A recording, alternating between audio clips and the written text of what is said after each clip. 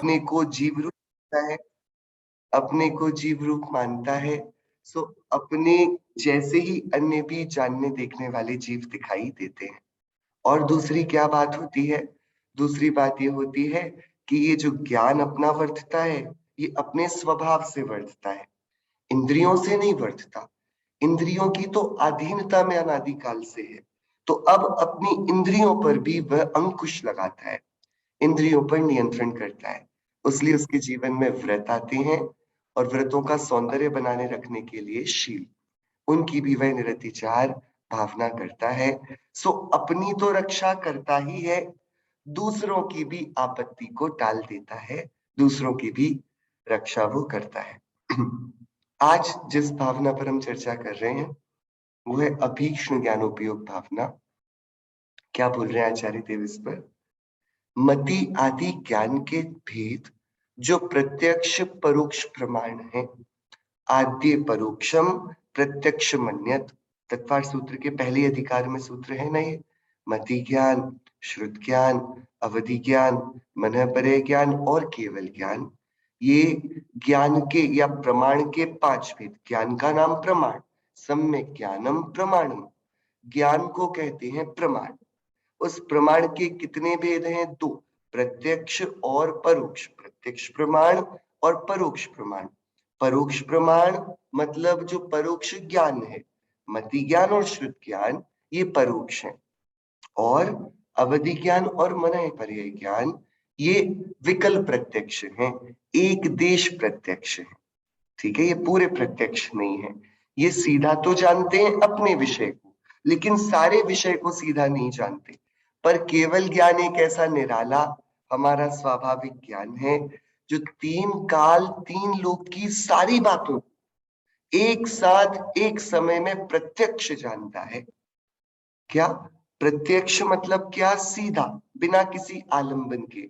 और परोक्ष मतलब कि जिसको इंद्रियों की अपेक्षा हो, आंख से देखना पड़े, कान से सुनना पड़े, इत्यादि प्रकार से जो इंद्रियों के आश्रित वर्तना, इंद्रियों से नहीं हो रहा हो, जो ज्ञान इंद्रियों का आसरा ले रहा हो, उसे कहते हैं परोक्ष ज्ञान। ठीक है, सो मति ज्ञान इंद्रिय और मन पूर्वक होता है, और श्रुत ज्ञान वो मति ज्ञान पूर्वक होता है। तो ये दोनों परोक्ष ज्ञान हुए। तो मति आदि ज्ञान के भेद जो प्रत्यक्ष तथा परोक्ष प्रमाण हैं, क्या फल है उनका? कि जिनका फल अज्ञान का अभाव है। क्या है फल? प्रमाण को जानने का क्या फल है? ज्ञान की भावना का क्या फल है? कि अज्ञान का अभाव होता है। क्या होता है? अज्ञान का अभाव होता है। देखो, प्रमाण मतलब क्या? जो वस्तु को पूरा जाने। ठीक है, प्रमाण मतलब वस्तु को पूरा जाने। जैसे मैं आपसे बोलूं, आप क्या किसी एक चीज, ऐसी चीज को जानते हो जो गोल गोल होती है? कि आप तो ऐसी बहुत सारी चीजों को जानते हो। अच्छा नहीं, जो गोल गोल होती है और जिसके अंदर रेशे रेशे होते हैं, ऐसी भी बहुत सारी चीजें होती हैं। जो गोल गोल है, रेशे रेशे है, और उसके रेशों में रस भरा रहता है, तो ऐसी वाली भी बहुत सारी वस्तुएं। अरे वो गोल गोल होती है और उसका ऊपर का रंग कभी तो हरा होता है, कभी पीला होता है, और अंदर रेशे, और रेशों में रस भरा होता है। अब तो आप समझ गए कि अभी भी हमारा ज्ञान अभी हमें किसी निर्णय पर नहीं पहुंचा पा रहा।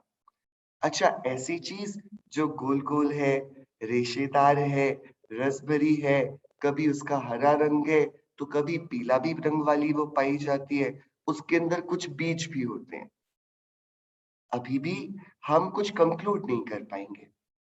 अरे वो खट्टी भी होती है, तो शायद अब हम कुछ निर्णय कर पाए, पर अभी भी वो निर्णय पक्का नहीं होगा। मैंने इतनी सारी बातें कही और हम अभी भी किसी निर्णय तक नहीं पहुंच पाए। लेकिन यदि मैं एक बात बोलूं कि क्या आप नींबू जानते हैं, लेमन, तो अब एक शब्द बोला और वो सारी बातें अपने आप समझ में आ गई। गोल गोल भी है, रेशेदार भी है, रस भरा भी है, उसके ऊपर जो चढ़ा हुआ कवर है वो ग्रीन भी हो सकता है, येलो भी हो सकता है, और उसका जो स्वाद है वो खटास वाला है, खट्टा है।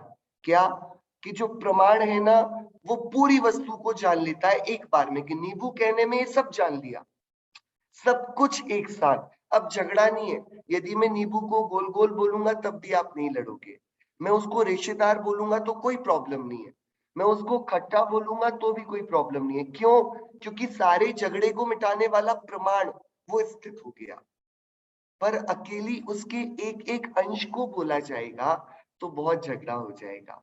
क्या आत्मा को नित्य बोल दिया जाएगा तो भी लड़ाई है, आत्मा को अनित्य बोल दिया जाएगा तो भी लड़ाई है। तो आत्मा, ये पूरा का पूरा एक शब्द ना नींबू जैसा पूरा प्रमाण है। ये आत्मा किसे कहते हैं?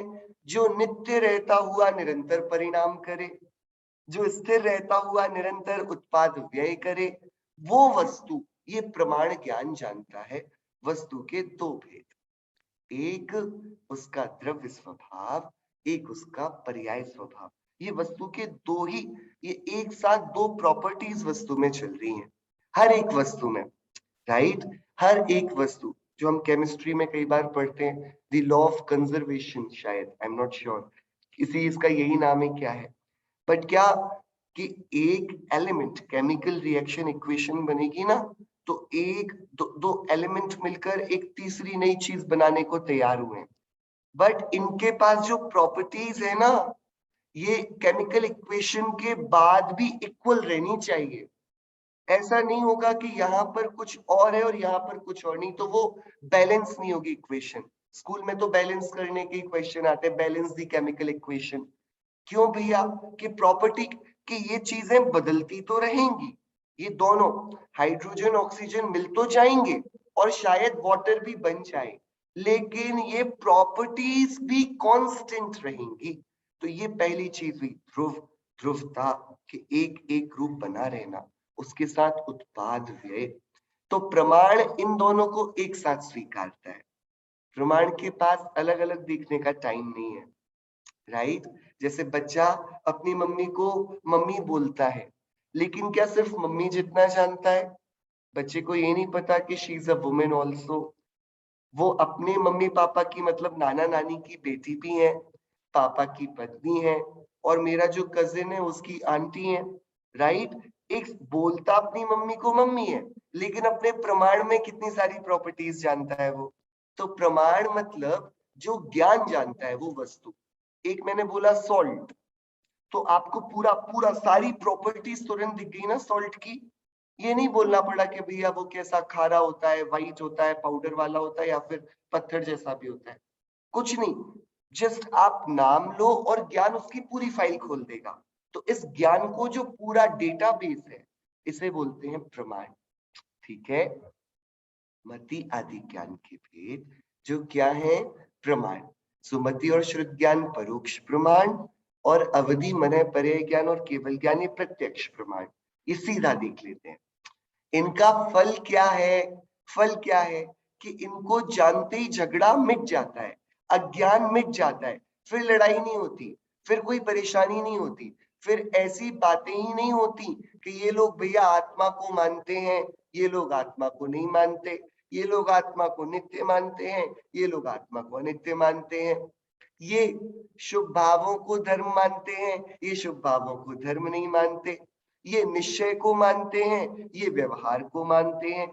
ये सब झगड़े कब थे? जब हमने प्रमाण रूप वस्तु को जाना नहीं। द मोमेंट हमको पता पड़ा कि जब बोला गया कि व्यवहार ये निश्चय के लिए कार्यकारी नहीं, इसके टाइम पर व्यवहार की भी तो एक्सेप्टेंस है ना, तभी तो बोला जा रहा है कि व्यवहार काम का नहीं क्योंकि है। तो प्रमाण दोनों को अपने अपने प्रयोजन से जानता है, उसमें कभी झगड़ा नहीं पड़ता, उससे अज्ञान का अभाव होता है। और क्या करता है प्रमाण? तो पहला फल तो उसका क्या है? अज्ञान का अभाव। दूसरा, तथा हेय का त्याग, उपादेय का ग्रहण, और वीतरागता। पहला फल अज्ञानता, जो अनादिकाल से हम एकदम सिक्योर्ड अपने पास पालते आए हैं कि हाँ, हम गलती से भी इस अज्ञान से दूर ना चले जाएं, है सर्वश्रुत परिचित अनुभूत भोग बंधन की कथा। हम जब भी गए इस अज्ञान भाव को हमेशा हमने साथ रखा। वो राजा था ना, राजा जिसको मुनिराज ने बता दिया था कि भैया तुम्हारी 7 दिन की आयु शेष है और इसके बाद तुम मरकर अपने वॉशरूम की गंदगी में एक 7 रंग वाले कीड़े बनने वाले हो। तो राजा सकपका गया। उसको पता था कि दिगंबर मुनिराज तो सत्य महाव्रत के धनी है, उनसे झूठ कैसे बोला जाएगा। लेकिन फिर भी प्रमाण ज्ञान का अभाव था, वस्तु को जानता नहीं, उसको सच में लगा कि वो मरने वाला है। ठीक है, उसने अपने बच्चे को बुलाया और बोला देखो, तुम्हें मैं अच्छा लगता हूँ, तुम अपने पिता से प्रेम करते हो, डू यू लव मी? तो बच्चे ने बोला अरे पिताजी ऐसी क्या बात है, तो देखो तुम्हें एक बहुत इंपॉर्टेंट काम दे रहा हूँ। वैसे तो I am trying very hard कि ऐसा नहीं हो जैसा मुनिराज ने बोला। सो आई ट्राई एवरीथिंग, जो कुछ भी हो पाएगा अपनी सिक्योरिटी के लिए मैं वो सब करूंगा। ठीक है, सब करूंगा अपने को बचाने के लिए। ठीक है, सब कुछ किया उसने, सब कुछ। अपने आप को एक बहुत सिक्योर्ड बॉक्स बनाया। और मुनिराज ने बोला था ना मरने वाले, तो उसने सोचा भैया यहाँ पर या तो कोई अटैक कर सकता है। बॉडी के लिए वैद्यों को बुला ही लिया है कि बॉडी में कोई प्रॉब्लम नहीं होगी, तो बॉडी पूरी checkup, full body checkup, no problem, सब हेल्दी है, सब कुछ। तो उसने क्या कर लिया, अपने आप को एक बॉक्स में भर लिया, सिक्योर्ड फुल कि कुछ नहीं हो। और उस बॉक्स को भी उसने एकदम ऐसी सिक्योर जगह पर रखा। भाई उसने सारे प्रयत्न किए, लेकिन जब मृत्यु को आना था तो प्रसंग ही ये बना कि वो बॉक्स के ऊपर ही बिजली गिरी, वो बॉक्स ही फूटकर उसी में आदमी मरा। और कहीं होता तो नहीं मरता, और कुछ था नहीं कि विनाश काले विपरीत बुद्धि, जैसी होना होनहार होना वैसा कार्य होगा। तो उसने अपने पुत्र से बोला इन केस यदि मैं विफल हो जाऊं, मैं सच में मर ही जाऊं, तो देखो बहुत कुछ पॉसिबिलिटी है। ये जो जैन मुनिराज होते हैं ना, ये झूठ नहीं बोलते, या तो बोलते ही नहीं, या हितमित प्रिय वचन बोलते हैं, या जो इन्होंने अपने ज्ञान में देखा हो प्रामाणिक वो ही बोलते हैं। तो तुम क्या करना, एक, तुम अपने पिता से प्रेम करते हो, ये देखो मैं इस वॉशरूम में यदि 7 रंग का कीड़ा उस दिन दिखे जिस दिन मैं मरूं, तो भैया मैं कैसे रहूंगा उतनी गंदगी में, उतनी परेशानी में, उस कीड़े की अवस्था में, तुम तत्काल मुझे मार देना। बच्चा भी आज्ञाकारी, ऐसा आज्ञाकारी बनना नहीं भैया। क्या, ऐसी आज्ञा किस काम की कि कोई मारने को बोले और हम मारने को तैयार हो जाए, ये नहीं। लेकिन अब बच्चा बेचारा क्या करे, तो उसने बोला बिल्कुल पिताजी, हम कैसे देख पाएंगे आपको बाथरूम का एक कीड़ा बनते हुए। सो वो तैयार हो गया। यहाँ 7 दिन बीते, पूरा बनाओ बना, उसका विस्तार बहुत, लेकिन मर गए वो, और कीड़ा बने क्या, अपनी ही गंदगी में।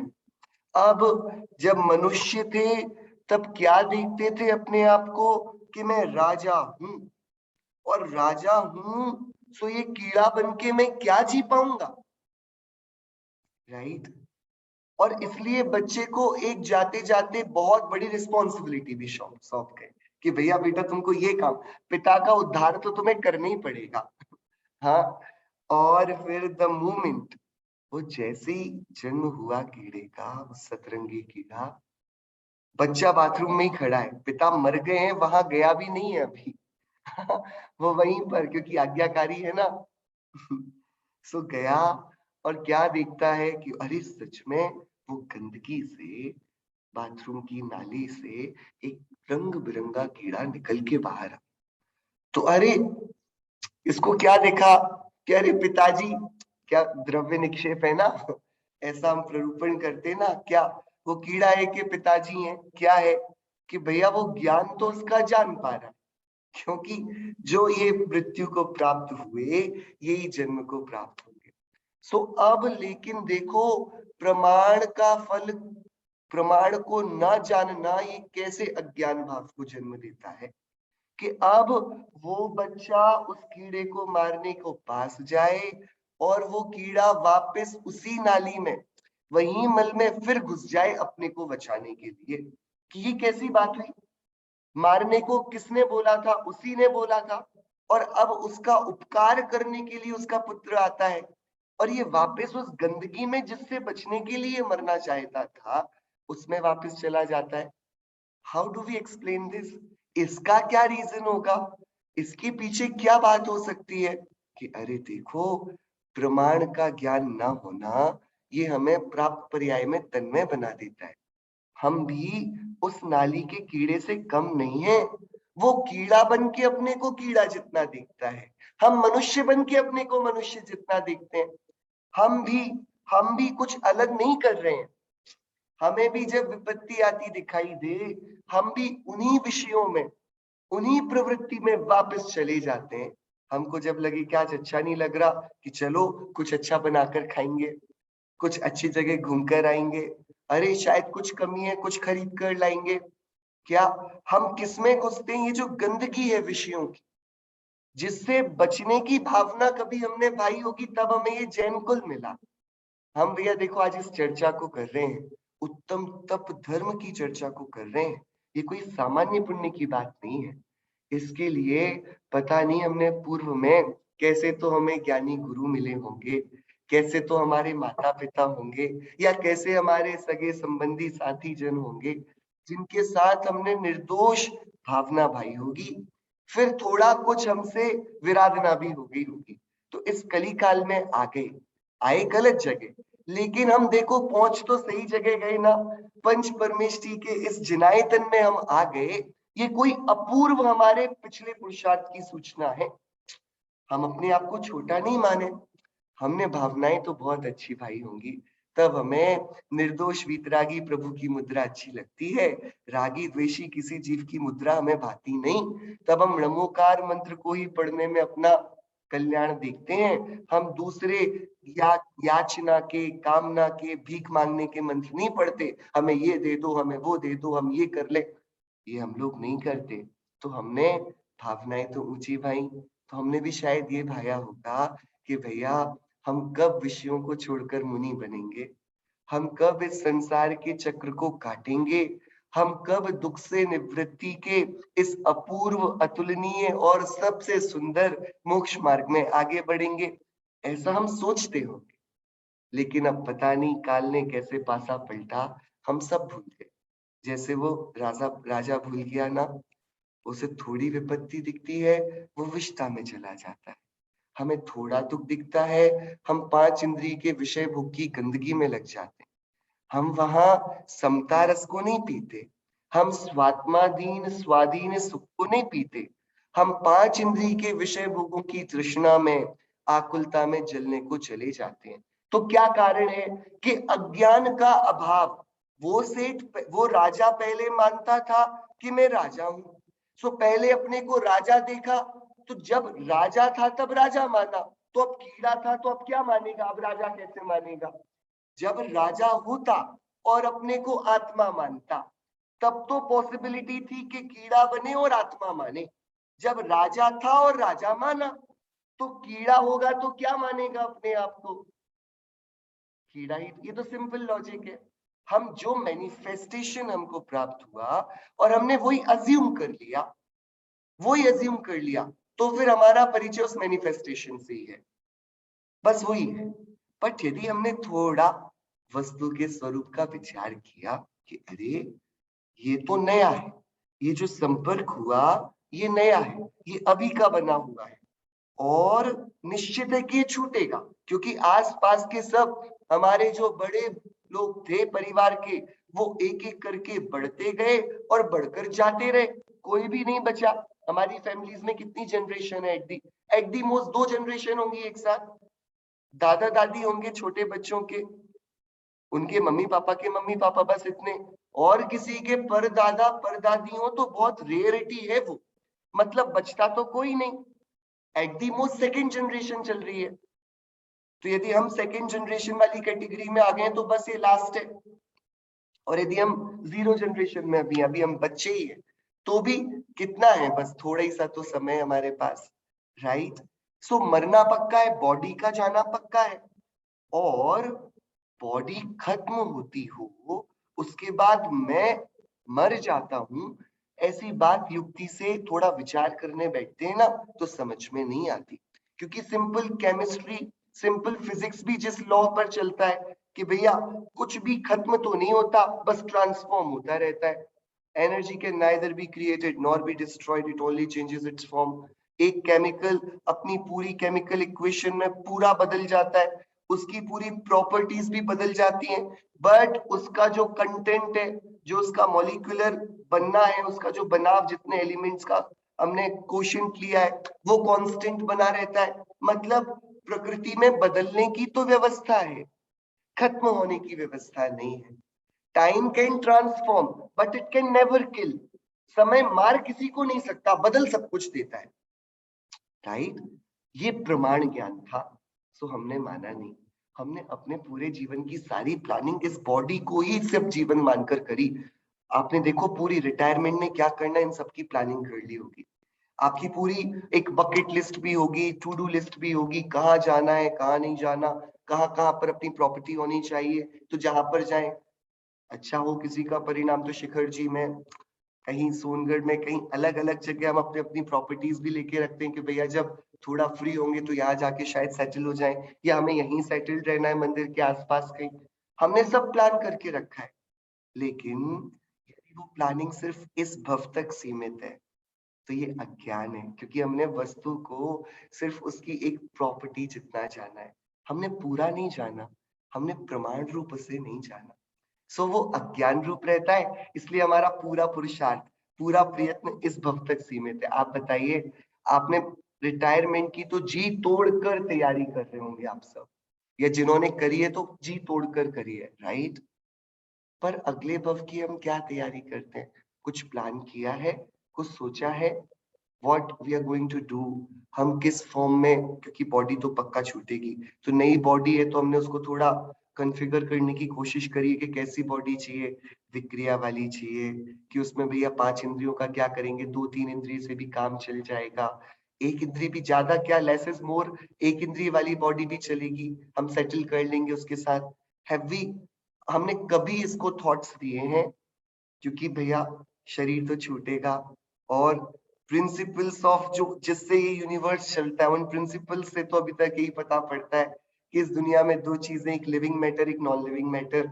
और नॉन लिविंग मैटर के बारे में हम इतना कंक्लूड कर चुके हैं कि वो तो कभी खत्म नहीं होता, but if it is one of the part of the world and it can not be destroyed, then it is but given obvious. जब दुनिया के दो पैर है और एक पैर कभी नहीं टूटता, तो ये दूसरा पैर भी to create, to maintain the balance, इसको भी एटर्निटी तक रहना पड़ेगा। So just like the non living matter जो कि एटर्नल है, living matter has also have to be eternal, it has to be, कोई ऑप्शन नहीं है इसके पास। बट जैसे कि ये नॉन लिविंग मैटर कभी एक सा नहीं रहता, हमेशा बदलता रहता है, ऐसे इस लिविंग मैटर की हालत भी एक सी नहीं रहेगी। हेंस हमारे पास इतने सारे लाइफ फॉर्म्स हैं, इतने सारे लाइफ फॉर्म का एक्सप्लेनेशन और क्या है आपके पास? क्यों चींटी भी है, तो कुछ पानी में चलने वाले जीव भी हैं, कुछ आकाश में उड़ने वाले जीव भी हैं, पेड़ पौधे पत्ती भी जीव है, तो पानी अग्नि ये भी जीव है, वायु भी जीव है, पत्थर भी जीव है, कितने सारे प्रकार के। कुछ वेजिटेरियन तिरेंज होते हैं, कुछ नॉन वेजिटेरियन तिरेंज होते हैं, किनको दोनों चल जाते हैं। कितने सारे कॉम्बिनेशन है, जितने पॉसिबल है लिविंग मैटर के, सारे कॉम्बिनेशन पॉसिबल है कि नहीं?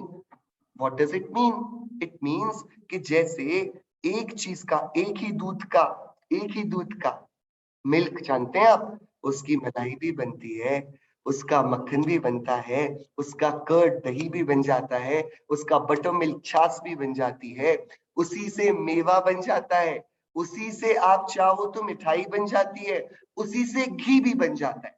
एक चीज है, इसके कितने सारे फॉर्म्स हो सकते हैं। ऐसे ही एक आत्मा मनुष्य भी बन जाता है, तिर्यंश भी बन जाता है, नारकी भी बन जाता है, देव भी बन जाता है, और यहां तक के सिद्ध भी बन जाता है। The only thing you need to know is the science. मतलब जिसको बटर मिल्क अकेली बनाते आता है, वो घी सोचता रह जाएगा कि ये दूध में से घी आया कहां से। आपने कभी घी देखा है? राइट, घी जानते हैं, घी दूध जैसा दिखता है कहीं से कहीं तक भी। यदि एक बच्चे को आप दिखाओगे, या जिसको नहीं पता है उसको बताओगे कि ये घी है ना, ये व्हाइट व्हाइट मिल्क में से निकल कर आया है, वो मानेगा नहीं आपकी बात, कोई मानने को तैयार नहीं होगा। कर्ड तो फिर भी दूध जैसा दिखता है, क्या बटर मिल्क, छाछ तो फिर भी दूध जैसी दिखती है, घी का क्या कनेक्शन है? ऐसे ही देखो, त्रियंश तो फिर भी मनुष्य जैसे ही काम करते हैं, उनको ठंडी लगती है, भूख लगती है, उनको प्यार करो तो उनको अच्छा लगता है, उनको गुस्सा आता है, उनको खाना चाहिए, उनको घर चाहिए। इनकी तो सारी आदतें हमारे जैसी हैं। अंदर का इंजन सेम है, बाहर का बस पुलिया बदला है। हम 2 पैरों पे चलते हैं, वो 4 पे चलने लगे। इसके अलावा आप एक बार सोच कर देखना, आप में और एक जानवर में फंडामेंटली डिजायर्स में डिफरेंस क्या है? जो हमारी फंडामेंटल डिजायर्स है वही उसकी है।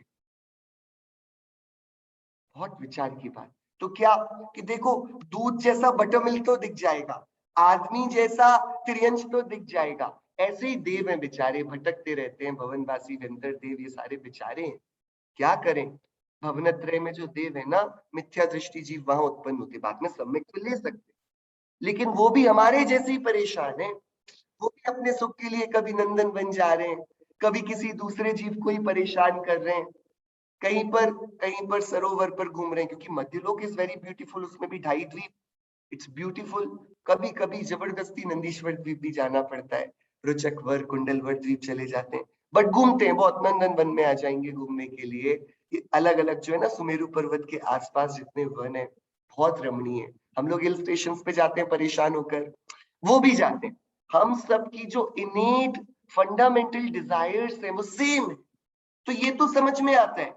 लेकिन जो प्रमाण को जानता है ना, उसको ये भी समझ में आता है कि दूध से ही घी बना है, यही आत्मा सिद्ध भी बन जाता है, यही आत्मा अरिहंत भी बन जाता है, इसी आत्मा से भगवान बना जा सकता है।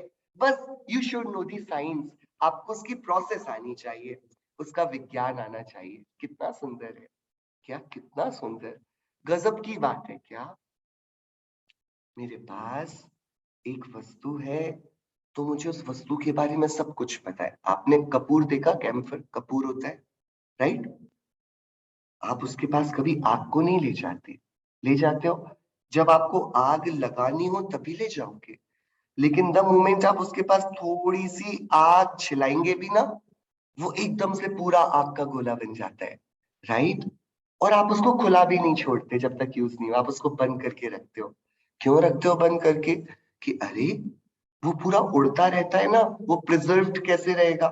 कि एक वस्तु है, आपको पूरा पता है कि उसकी क्या प्रॉपर्टीज है, उसको किससे दूर रखना है, किससे पास में रखना है, उसका कितना यूज करना है, कितना यूज नहीं करना। तो प्रमाण ज्ञान की उपयोगिता है कि उसका फल अज्ञान का अभाव है। हमें पता है आग के साथ क्या करना है। आप आग में चपाती तो बना लेते हैं, कभी हाथ सेकते हैं क्या? नहीं, बिकॉज वी नो कि हम जल जाएंगे, बर्निंग्स हो जाएंगी हाथ में। सो हमारा ज्ञान स्पष्ट है, हमें पता है उसके साथ क्या बिहेव करना है। तो जो जो भी वस्तु हम यूज में लेते हैं, जो जो भी, उसका एक निश्चित साइंस है, और हम उस साइंस का वेरी रिलीजियसली फॉलो करते हैं। हम नमक को खुला नहीं छोड़ते, हमको पता है वो नहीं तो अभी ठंडी हवा चलती हो तो वो पनीला हो जाएगा। हम नमकीन को भी बाहर हवा में नहीं छोड़ते, हम उसको बॉक्स में वापस रख देते, नहीं तो वो नरम हो जाएगा। सेम विद बिस्किट्स, हम फ्रूट्स को लेकर आते हैं और वेजिटेबल्स को लेकर आते हैं, तो हम उनको फ्रिज में रख देते हैं, फ्रूट्स को कभी कभी नहीं रखते, वेजिटेबल्स को फ्रिज में रख देते हैं। क्यों? क्योंकि भैया वो प्रिजर्व्ड रहेंगे। फ्रूट्स तो फिर भी थोड़ा लंबा चल जाते हैं, वेजिटेबल्स तो एक दिन में ही ऐसे दिखने लगते हैं, नहीं तो पुराने हो गए, जैसे बासे हो गए, राइट? तो हम जो भी करते हैं, वस्तु की पूरे विज्ञान को जानकर करते हैं। ऐसे ही वीतरागी दिगंबर आचार्यों ने बोला कि भैया सुनो, ये आत्मा भी तो एक वस्तु है ना, कि जैसे ये वस्तु है, ऐसे ये आत्मा भी वस्तु है। जैसे इसका साइंस है, ऐसे आत्मा का भी साइंस है। तो देखो, तुम बहुत आरंभ और बहुत परिग्रह के परिणाम करते हो, ये साइंस है, इससे नारकी बन जाता है आत्मा, दैट इज द प्रोसेस। तुम्हारी 5 पापों में तीव्र क्रूर परिणाम होते हैं, हिंसा करने के, झूठ चोरी कुशील परिग्रह के। ये साइंस है, ये प्रोसेस है। बाय दिस प्रोसेस आत्मा कैन बी मेड अ नारकी, उसमें नारकी जैसी क्रूरता आ जाएगी, क्रूरता आ जाएगी, राइट? देखो, कोई भी हो, छोटा सा बच्चा हो, आप उसके सामने एक छोटे से जानवर को मारोगे, वो कोमल होता है, डर जाता है, राइट? लेकिन वही रोज उसको देखता रहता है मारता हुआ, तो वो फिर नॉर्मलाइज हो जाता है। That's how we normalize hate. That's how we normalize violence.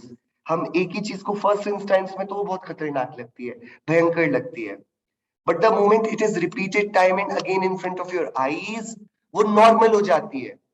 Right? इसका क्या मतलब है कि आत्मा जिस परिणाम को बार बार भा रहा है, वो परिणाम रूप वो परिवर्तित होता जाता है। तो बच्चा फर्स्ट इंस्टेंस पे बहुत कोमल है, बहुत सॉफ्ट हार्ट वाला है वो, लेकिन वो बड़ा होकर अपने हाथ से जानवरों को मारकर खाने लगता है। ये क्रूरता कैसे आई? That it has considered itself, उसने बार बार अपने आप को नॉर्मलाइज करने के लिए उस चीज को देखा है। ऐसे ही जो बार बार भावना भाई जाए, वो हमें वैसी बनाती जाती है। तो बार बार हेट को बाया जाए तो हम हेट्रिड से भर जाते हैं, इतने भर जाते हैं हम एक दूसरे को मारने को तैयार हो जाते हैं। ये हुआ ना जो रेसिज्म हुआ, ये रिलीजियस जितने भी डिफरेंसेस बनते हैं, ये बार बार हेट को इन्फ्यूज किया जाता है। One is superior, less is inferior. और पहले तो बड़ा नॉर्मल सा लगता है, बट अपने आप आत्मा उस रूप हो जाती है। अब उसको उस चीज को देख कर ही गुस्सा आता है। ऐसा होता, आपने ऐसा एक्सपीरियंस किया खुद? ये वाली बात कोई हवा की तो नहीं लगती आपको? You have to actually think, ऐसा ही आत्मा के साथ होता है कि नहीं? जिस चीज को नॉर्मलाइज कर लो, जिसने कभी ऐसा देखा नहीं होना कि भैया उसके सामने किसी को मार दिया गया, मतलब सिर्फ लड़ाई हाथापाई जिसने कभी नहीं देखी हो, जिसके आसपास सब बहुत प्यार से बात करते हो। आप छोटे बच्चों को देखना, जिनके घर में कभी कुछ ऐसा नहीं होता, और वो अचानक से कहीं पर किन्हीं को लड़ता देख ले तो वो कैसे सहम जाते हैं। राइट? और किसी ने अपने घर में बहुत देखा और दूसरों के, अरे ये तो होता रहता है क्या, जिसे हम लोग इसको नॉर्मलाइज कर चुके हैं। सो ये क्या हो रहा है? एक साइंस के तहत आत्मा चल रहा है। तो बहुत आराम, बहुत परिक्रय का परिणाम ये नारकी बनाता है। बहुत चीटिंग, बहुत अपने हृदय में छल को रखना, मन से कुछ सोचना, वचन से कुछ बोलना, बॉडी से कुछ करना। क्या इन 10 दिनों में सब लोग कितने धर्मात्मा हो जाते हैं? क्या कोई खा नहीं रहा है, कोई बार बार मंदिर को आ रहा है, कोई नाच नाच कर पूजन कर रहा है, कोई लंबे लंबे विधान कर रहा है। तो ये तो शरीर से हुआ, वाणी से ऊंची ऊंची बातें हो रही हैं। और मन में क्या लग रहा है कि 10 दिन कब पूरे होंगे? मन में क्या लग रहा है कि कोई नोटिस कर रहा है कि नहीं कि मैंने 10 बार देखो 10 दिन तक कुछ नहीं खाया? मन में क्या लग रहा है कि भैया किसी ने पूछा ही नहीं, मैंने इतने बड़े बड़े तप किए, कि ये मायाचारी, इसको पुण्य तो नहीं बंधाती, त्रियंच बन जाता है। This is the science. माया से त्रियंच गति का आश्रम होता है, आत्मा त्रियंच बन जाता है। जीवन में थोड़ा भद्रता हो, थोड़े बहुत नियम हो, अपने जीवन को और अच्छा बनाने की भावना हो, तो ये जीव देव भी बन जाता है। और यदि ये एकदम अपने हृदय को समता से सींच ले, कभी घमंड ना करे, सबसे बिल्कुल प्रेम से मिले, चाहे उसका मित्र हो या शत्रु, ज्यादा लोभ लालच ना करे, नॉर्मल जीवन जिए, व्रत भी ज्यादा नहीं हो, और जीवन में और भी ज्यादा दिखावा नहीं हो, लेकिन जिससे मिले ऑनेस्टली मिले, प्रेम से मिले, सबके लिए सब कुछ करने को तैयार हो। ऐसा जो खुले हृदय वाला, जीते हृदय वाला मनुष्य होता है, वो मनुष्य भी वापस बन जाता है। लेकिन इन सब से भिन्न जो एक शुद्ध चैतन्य की भावना भाई, जो अपने को एक शुद्ध आत्मा रूप देखे, जो ये पहचाने कि जो राजा था तब भी मैं राजा नहीं था, और जो आज कीड़ा हुआ तो भी मैं कीड़ा नहीं हूं, अपितु इन दोनों के बीच जो वर्तता साम्य है, एक ध्रुव है, एक चैतन्य है, एक जीतव्य है, मैं वो हूँ।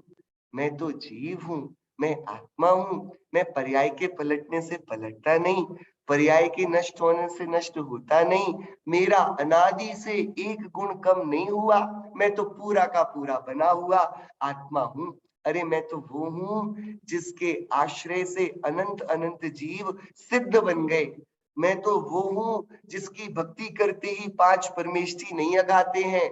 मैं इस दुनिया का सबसे सुंदर तत्व हूँ।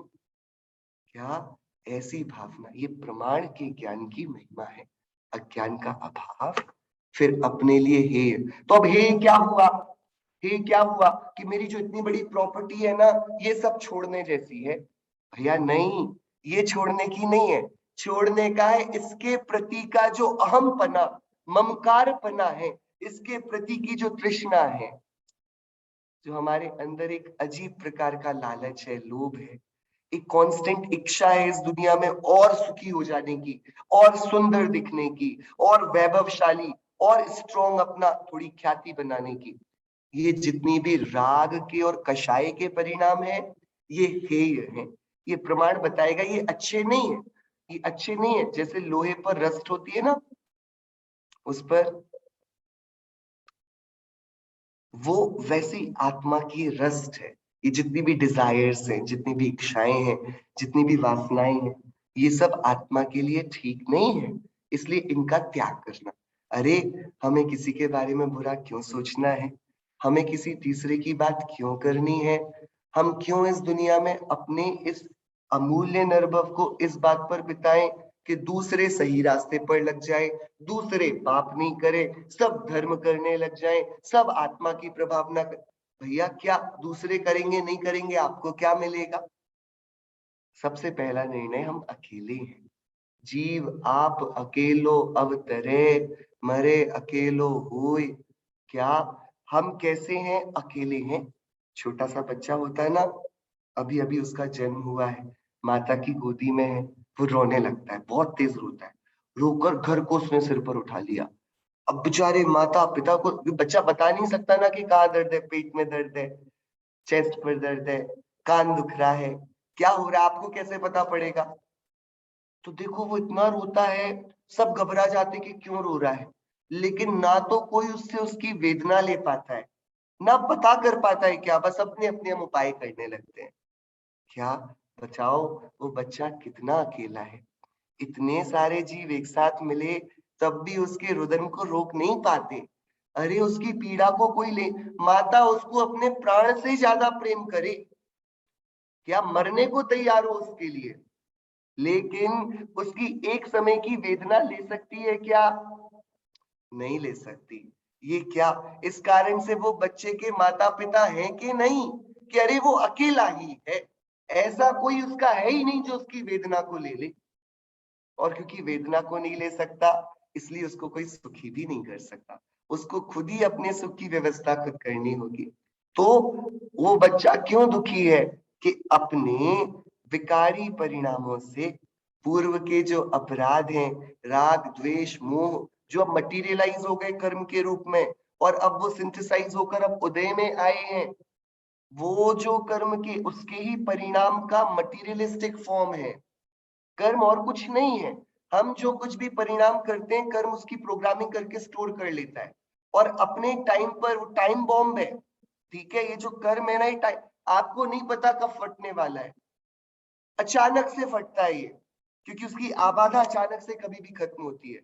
मतलब पार्श कुमार का पूरा जीवन आनंद में, द मोमेंट वो क्या बने, वो मुनि बने, उपसर्ग चालू हो गया। सुकुमार पूरा जीवन कष्ट से रहित, और जब एक्चुअल में उनको पीस की जरूरत थी जंगल में, तभी उन पर उपसर्ग शुरू हो गया। कि ये कर्म टाइम बॉम्ब भी है। अभी जब तक सब ठीक लग रहा है ना, हमको लग रहा है कि हम शेर हैं, हमारे जीवन में जो कुछ भी बुरा हो सकता है हमने सबका उपाय कर लिया है। Now we have everything, we have set doctors, we have enough property, enough funds, हम सब कुछ कर सकते हैं अपना। भैया, जब पाप का उदय आएगा ना, वो टाइम बॉम्ब फटेगा।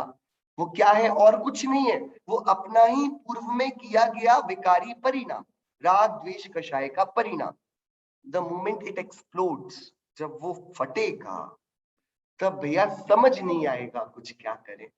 तब जो काम आएगी वो अभीक्ष्ण ज्ञानोपयोग की भावना है। तो हेय का त्याग मतलब, देखो, बहुत परिग्रह की इच्छा नरक ले जाती है, ये इच्छा मेरे लिए हेय है। मायाचारी का परिणाम ये त्रियंच गति में ले जाता है, ये भी मेरे काम का नहीं। और सबसे प्रेम भी मैं करता रहूं, सबके प्रति उदार भी बना रहूं, तो भी रहूंगा तो मनुष्य ही, सो मनुष्य पर्याय में अभी कौन सा सुखी हूं। और थोड़े व्रत भी कर लिए, भक्ति भी कर ली, तो भी मैं देव बनूंगा। सो वहां पर भी भैया, वहां तो ये व्रत और भक्ति का फिर कुछ अवकाश ही नहीं। वहां पर तो एकासन उपवास होते नहीं, वहां तो धर्म साधना की कोई बात नहीं, वहां तो एकला भोग है, और फिर कर्म बंधन, फिर दुर्गति में पड़ना। मुझे ना प्रशस्त परिणाम करने, ना भक्ति के परिणाम, ना पूजन के परिणाम, ना क्रोध के, ना मान के, ना लोभ के, मुझे एक वीतराग परिणाम चाहिए। सो हेय का त्याग हुआ और उपादेय स्वरूप का ग्रहण हुआ, उसके फल में वीतरागता प्रकट हुई। शुद्ध स्वरूप को देखा तो शुद्ध परिणति प्रकट हुई।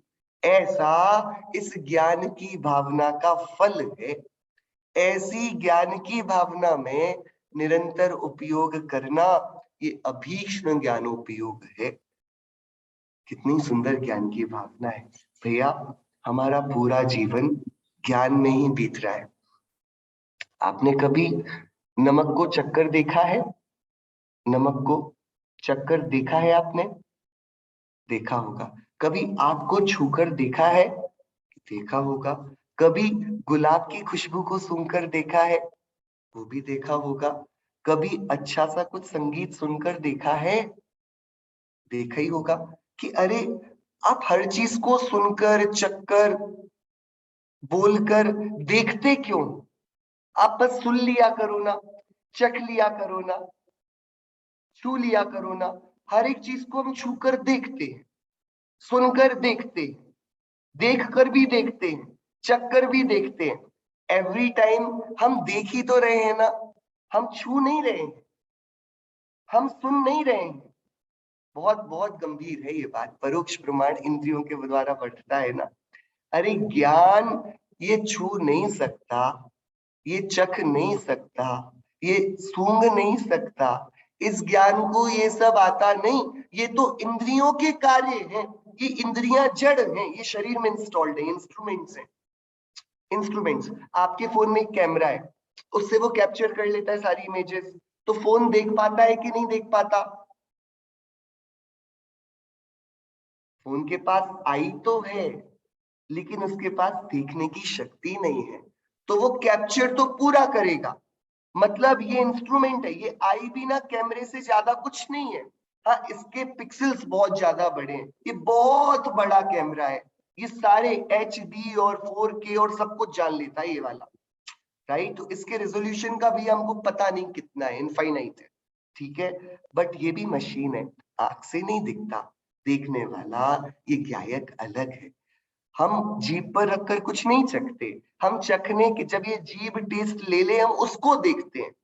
ये आत्मा का धर्म अलग है जानने देखने का, और शरीर का ये धर्म अलग है। ये अलग है।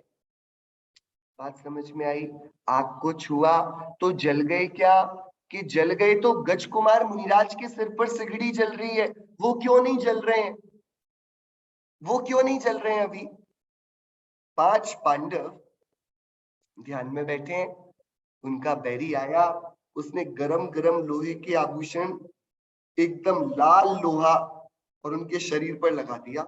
लगते ही पूरी चमड़ी एकदम प्लास्टिक जैसी गलने लगी, तुरंत तुरंत। वो तो ध्यान पर ही अडिग खड़े हुए। तो अरे, उस गरम को उन्होंने छुआ नहीं किया कि नहीं छुआ। आत्मा का धर्म स्पर्श करना नहीं है, ये शरीर का है। हाँ, जो शरीर ने स्पर्श करके जैसा हुआ वैसा जान लेना, ये आत्मा का धर्म है। तो भैया जान लिया ना, जान लिया। इसमें रोने की क्या बात है? शरीर जलता है, आत्मा कहाँ जलता है? ये तो अज्ञानता में मोह के कारण लगता है। आपने छोटे बच्चों को देखा, उनके सामने आप बात करो इंजेक्शन की, तो कुछ बच्चे नाम से ही रोने लगते हैं। अब मुझे नहीं पता आप लोग ने ऐसा देखा नहीं। यहाँ पर तो पाठशाला में भी एक बार स्कूल में ही हम लोगों ने क्या किया, बच्चों को हॉस्पिटल का एक विजिट करा रहे थे। राइट? तो हॉस्पिटल बच्चों को लेकर गए हम लोग। तो वहां पर डॉक्टर ने डेमोन्स्ट्रेट करके बताया कि देखो इंजेक्शन। तो जैसे उसने इंजेक्शन बाहर निकाला ना, 5-6 बच्चे इतना तेज रोने लगे कि इट वॉज अनकंट्रोलेबल। उनको हम कंट्रोल नहीं कर पाए, कंटेन नहीं कर पाए। फिर वो तब से स्कूल की किसी विजिट में जाने से खिचखिचाते हैं एकदम, हमको नहीं जाना। क्या? तो बताओ, इंजेक्शन देखने में कितना दुख है, कितना दुख है। पर उस बच्चे को लगाना, उसको लगा कि उसका जो दुख है वो काल्पनिक है कि एक्चुअल है? काल्पनिक है, एकदम काल्पनिक है। इसलिए किसी को लगाते हैं बहुत दर्द होता है, कोई हंसते हंसते लगवा लेता है। अब तो उल्टा हो गया है, सब जाकर लगवा रहे हैं। पहले भैया लगवाना ही है मुझे तो, कि जो पहले बचपन में शायद हम जिससे दूर भागते अब उसके पास चले जा रहे, राइट। इस प्रकार से हमारे सारे सारे दुख ये मैनिफेस्टेड हैं, ये काल्पनिक है। जलने से हम दुखी नहीं होते, ये मैं जला ये मानकर दुखी होते हैं, राइट। बहुत बहुत सरल बात है भैया ये। हमारे दुख का पूरा संबंध आचार्य पूज्यपाद स्वामी ने आचार्य पूज्यपाद स्वामी ने एक ग्रंथ लिखा, इष्टोपदेश। उस पर उन्होंने लिखा, सुख दुख केवल देह की मात्र वासना जान, करें भोग भी विपत्ति में व्याकुल रोग समान। क्या बोलते हो आप? देखो इमेजिन करो, आप मंदिर में अभी बैठे हो, ठीक है, और आपकी ही कॉलोनी में, आप जहाँ रहते हो सोसाइटी में, एक कोई नया नया व्यक्ति शिफ्ट हुआ है। वो आपको जब आप वॉक करने जाते हो ना इवनिंग, तब कभी मिल जाता है, ठीक है। तो आपको ज्यादा अच्छे से नहीं जानता, बट ही नोज के आप इसी कॉलोनी में रहते हो, ठीक है। आप मंदिर में बैठे हो, बढ़िया, आपकी उत्तम तप की पूजन चल रही है, आनंद में आप बैठे हो, मजा आ रहा है, हाँ। और वो दौड़ता दौड़ता हफ्ता हफ्ता आया, भैया चलो जल्दी चलो, आपके घर में आग लगी है, ठीक है। वो पूजन तो कहाँ गई, तप धर्म तो कहाँ गया, हम भी तुरंत उड़कर भागे एकदम, राइट। क्या भागे ना, दौड़कर भागे एकदम। और जब आप रास्ते में भाग रहे हो, तब थोड़ी चिंता है, टेंशन है कि नहीं? टेंशन है कि नहीं? कि भैया पहले बताओ, आपके घर में आग लगी है ना, तो आग अभी लगी है कि बहुत देर पहले लग गई थी? कि वो अभी दौड़ता दौड़ता है, तो एटलीस्ट वो जब से दौड़ना शुरू किया तब तक तो लग चुकी थी, और तब यहाँ पर आप उत्तम तब धर्म की पूजन कर रहे थे। तो यदि घर आपका है और उसके जलने से दुख होता है, तो दुखी होना कब शुरू होना चाहिए? जब आग लगी तब होना चाहिए कि नहीं? लेकिन तब तो आप आनंद से झूम रहे थे। अब वो दौड़ता आया और उसने बताया भैया आग लग गई। अब दुख दुख होना स्टार्ट हुआ। तो भैया आग तो पहले लगी थी, दुखी तो तब हो जाना था, अब क्यों दुखी होते हो? कि मैंने जाना ना अभी, मतलब बहुत बहुत गहरा कनेक्शन हो गया। पता नहीं पड़ता तो दुख भी नहीं होता, ठीक है, अभी थोड़ा हम समझेंगे इसको, ठीक है। तो क्या जानने से दुखी होते हैं?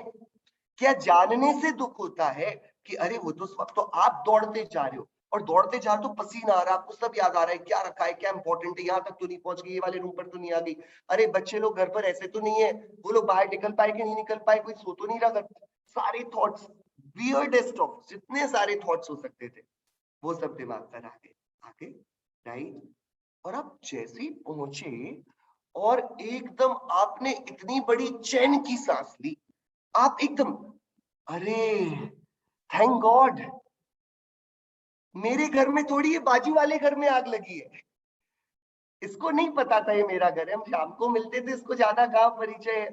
तो अब बताओ, जो रास्ते भर की टेंशन थी वो एक क्षण में चली गई कि नहीं चली गई? अच्छा, तो क्या आग नहीं लगी हुई है अभी? आग तो अभी भी लगी हुई है। किसी का इंपॉर्टेंट सामान तो अभी भी जल रहा है, किसी के घर के अंदर शायद अभी भी कोई ट्रैप तो आग में। लेकिन आग लगे रहने पर भी, पहले आग लगने पर दुख था, अब आग लगे रहने पर सुख कैसे है? यदि आग लगना दुख का कारण है तो दुखी ही रहना था, यदि आग लगना सुख का कारण है तो सुखी ही रहना था। कि ये दोनों बातें एक साथ कैसे घटित हुई? कि आग का लगना तो दुख का कारण नहीं, आग का ज्ञान भी दुख का कारण नहीं। दुख का कारण है कि मेरी वस्तु में आग लगी, ये मेरा, ये मोह, ये मैनिफेस्ट कराता है दुख और सुख को। ये मोह दुख का कारण है। क्या? ऐसे मिथ्या दृग ज्ञान चरण वश, भ्रमत भरत दुख जन्म मरण। दुख का कारण क्या? पर द्रव्य वो दुख का कारण नहीं। अब क्या, आपने थैंक गॉड किया ही था, पता नहीं कौन से भगवान को थैंक यू बोलते रहे, वो तो अपने अनंत आनंद में डूबे हैं, उन्होंने तो बुझाई नहीं है आग। और ये आपकी मिस्टेक से हुई होगी आग, या फॉल्ट हुआ होगा, इसमें भगवान का क्या लेना देना? मतलब यदि आपके घर में लगती तो थैंक नहीं होता गॉड को। तो वो तो अलग बात है, वो तो एकदम ही अलग अज्ञानता की, ग्रहित बने की बात है, भगवान को कर्ता मानने की बात है। लेकिन अब क्या हुआ? अब तुरंत आपके घर से आपकी पत्नी दौड़ती दौड़ती आई और उन्होंने बोला, अरे आपको पता है वो अपना बच्चा वो बाजू वाले घर में खेलने गया था, अब वापस क्या हुआ, अब तुरंत ही अब वो वाली आग दुख का कारण बन गई, बनी कि नहीं, तुरंत तुरंत, कि दुख कहां कहां पहुंचता गया, जहां जहां मोह पहुंचता गया, जहां जहां ममता पहुंचती गई, और जहां जहां उसकी कल्पना खत्म होती, बच्ची बस निकल कर आ जाए आपकी, अब दूसरे के घर के चलते हैं कि नहीं, आपका दुख तो ऑलरेडी कम हो गया, हुआ कि नहीं, ये मोह ऐसा ही है, बहुत गंदा है। अब सुखी होने का क्या कारण है, क्या उपाय है, कि अरे आग लगती है तो लगने योग्य हुआ, हाँ मैं जाकर जितना प्रयत्न कर सकता हूं कर लूंगा, फायर ब्रिगेड को बुलाऊंगा, खुद जितनी बुझा सकता हूं बुझाऊंगा, दैट आई डू, लेकिन वो कार्य होने योग्य हुआ, और वो होना था इसलिए हुआ, इस कारण उससे सुखी दुखी होने का कोई अर्थ नहीं है। मैं जानने वाला हूं, करने या वेदने वाला नहीं। समय सार ग्रंथ की 320वीं गाथा है, क्या, जैसे आंखें देखती हैं, ना तो करती हैं ना वो वेदती हैं। आपने कभी आंखों से आग देखी है, आंखों से आग दिखती है तो आंखें जलने तो नहीं लगती देखने पर, कि नहीं, वो तो बस देख लेती हैं। ऐसे ही ज्ञान, ये कर्मोदय की आग लगने पर उसे देख लेता है, ना तो करता है ना उसके कारण दुखी होता है। ऐसा सुख और दुख के प्रसंग बनने पर भी जो एक ज्ञान रूप ही रहता है, जो ज्ञाता दृष्टा बना रहता है, जिसके अंदर इक्वेनिमिटी है, जिसके अंदर समत्व लहराता है, वो जीव अभीक्ष्ण ज्ञानोपयोग वाला, भेद ज्ञान में सुस्थित, वो जीव सबको प्राप्त करता है, वो जीव वितरागता को प्राप्त करता है, वो जीव भगवान बनता है। देखिए नीचे क्या लिखा पंडित दयानंद राय जी ने एक पंक्ति में, ज्ञानाभ्यास करे मन माही, ताके मोह महातम नाही। जगत में दुख था ही नहीं, मैंने मैनिफेस्ट किया, मैं फैक्ट्री बन गया, ये बॉडी बनाती थी मल को, और मैंने आत्मा को भी एक राग की भयंकर गंदगी को बनाने में लगा दिया। हमें लगा कॉम्प्लेक्स आ गया ना, बॉडी मैन्युफैक्चर कर रही है मल गंदगी, और हम कुछ भी नहीं बनाए कॉम्प्लेक्स आएगा, तो हम भी मोह राग द्वेष की गंदगी बनाने लगे। अरे जिसके हृदय में ज्ञान रूपी ये आत्मा वास करता है, वो मोह रूपी महा अंधकार में अंधा नहीं बनता, वो ज्ञाता दृष्टा रहता है। नागदत्त मुनिराज एक जंगल में आहार से लौट रहे थे, उनको डाकुओं ने पकड़ लिया। डाकू अपने सरदार के पास उनको लेकर गए। सरदार एकदम गुस्से में, अरे तुम ये किसको लेकर आ गए, और मुनिराज के चरणों में क्षमा याचना, महाराज ये लोग बेचारों को पता नहीं, आप तो जाओ। उसे पता कि नग्न दिगंबर मुनिराज क्या देंगे और फिर अच्छे आदमी को क्यों परेशान करना, तो उसने बहुत डांट लगाई और उनको भेज दिया। सो अब वे मुनिराज बाहर आने लगे वापस। तो अब इसी टाइम पर राजकुमार थे, सो इनकी माता राजमाता और इनकी बहन माता की पुत्री, वो लोग अपने पूरे सेना के साथ, मतलब उनके सिक्योरिटी के साथ, अपने नगर से दूसरे नगर को अपने पालकी में, अपने रथ में जा रहे थे। तो भाई मुनिराज दिखे तो सब लोग रुक गए, अरे पुत्र ही दिख गया तो कोई बात नहीं। तो भाई पूरी कुशल मंगल जो भी हुआ, उनको नमस्कार किया, उनकी पूजन करी, जो भी। फिर माता ने पूछ लिया, भैया ये रास्ता सेफ तो है ना। उन्होंने कुछ नहीं बोला, कुछ भी नहीं बोला, कुछ भी नहीं बोला, और बस, और ये लोग आगे गए, और अब तो पूरा राजा का ही पूरा वैभव जा रहा है, तो डाकुओं की चांदी हो गई। तो उन्होंने पकड़ा इनको और ले गए फिर डाकू के पास। सरदार बड़ा खुश हुआ, बहुत शाबाश, तुमने क्या गजब का काम किया। तो अब उसकी माता चिल्लाकर बोलती है, हाँ ये कैसा दुर्भाग्य है, मुझे कैसा पुत्र मिला, मुझे बता भी नहीं पाया, एक एक इशारा तो कर देता। तो डाकू, उसके कान पर ये बात पड़ी, क्या बोला माता, क्या बोलते हो आप, वो आपके पुत्र थे और उन्होंने आपको नहीं बताया यहाँ डाकू रहते हैं। ओहो, उसको इतनी महिमा आई उनकी वीतरागता की, उनकी समता की, अरे ये संसार में रहते हुए संसार में कैसे नहीं रहता ये पुरुष, अपनी माता को भी बताना इसने उचित नहीं समझा। ओहो, उसके रोंगटे खड़े हो गए। माता के चरणों में लूट किया, धन्य हो माता, तुम्हारे जैसी माता धन्य है जिसने ऐसे पुत्र को जन्म दिया। और वो डाकू और उसके सारे डाकू साथी सबने नागदत्त मुनिराज के पास दीक्षा दी। ये ज्ञानोपयोग की भावना का चमत्कार है भैया, अभीक्ष्ण ज्ञानोपयोग। एक ज्ञाता दृष्टा बने रहना, इसमें समस्त सुखों का सीक्रेट, रहस्य निहित है। हम सभी का जीवन एक क्षण भी ऐसा ना हो जिसमें हम अपने आप को आत्मा से अलग कुछ देखें। हम कषाय करने वाले नहीं, हम गंदे गंदे परिणाम करने वाले नहीं, तो हम प्रशस्त परिणामों के भी करता नहीं। आत्मा की भावना में अपने आप अच्छे परिणाम आ जाते हैं, अपने आप बुरे परिणाम चले जाते हैं। ऐसा सुंदर हमारा आत्मा का जो सुंदर ज्ञान स्वरूप, वह ज्ञान स्वरूप हमेशा हमारी दृष्टि में रहे।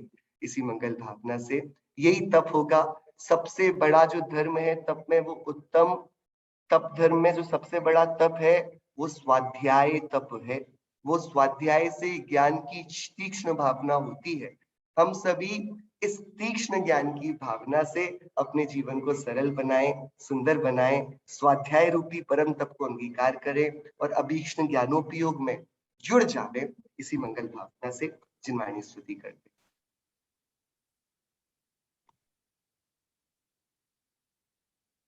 री मेरे घट ज्ञान घना गम छायो, री मेरे घट ज्ञान घना गम छायो, शुद्ध भाव बादल मिल आए, शुद्ध भाव बादल मिल आए, सूरज मोह छिपायो, री मेरे घट ज्ञान घना गम छायो, घट ज्ञान घना गम छायो, अनहद घोर घोर गरजत है, भ्रम आताप मिटायो, समता चपला चमकनी लागी, अनुभव सुख जर लायो, री मेरे घट ज्ञान घना गम छायो,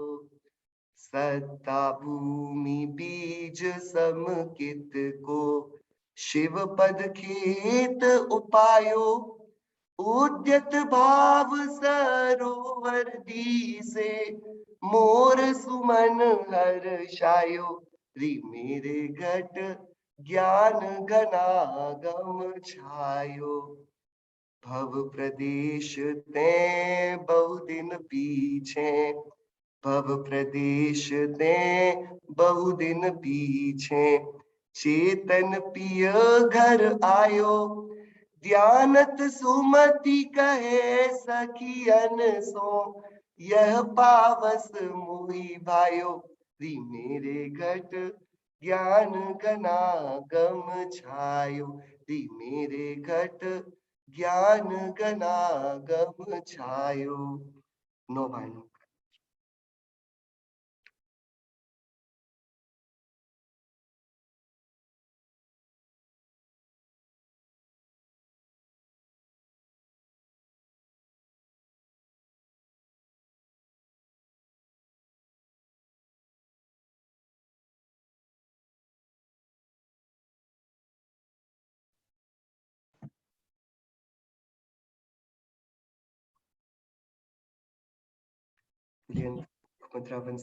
भगवंतों की जय हो।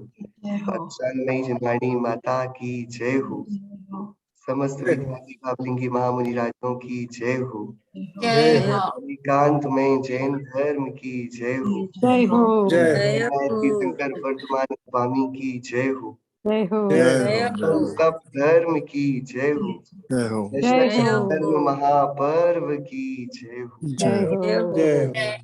जय जयकार हो। अनुपम जी, I would like to say just दो शब्द बोलना चाहती हूँ।